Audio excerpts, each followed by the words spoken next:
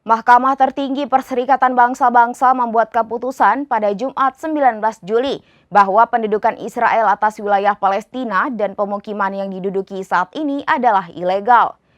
Mahkamah Internasional atau ICJ mengultimatum agar Israel menarik diri sesegera mungkin seiring dengan konflik antara Israel-Palestina.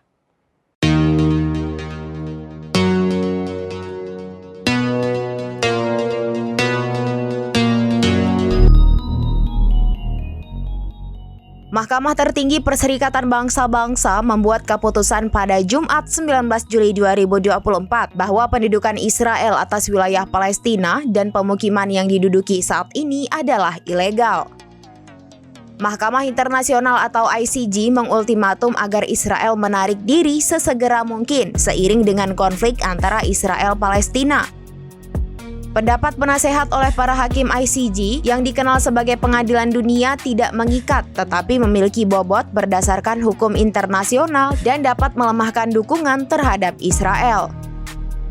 ICJ pun menguraikan kewajiban yang harus ditanggung Israel, termasuk membayar ganti rugi atas kerusakan dan mengevakuasi semua pemukim dari pemukiman yang ada.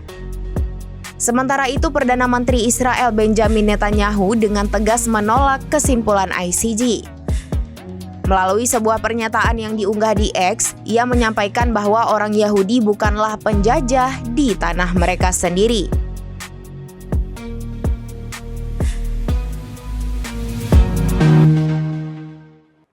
Demikian informasi terkini Syedaralon. Saksikan terus informasi lainnya. Jangan lupa like dan share seluruh akun serambinews.com. Download Tribun X sekarang, menghadirkan lokal menjadi Indonesia.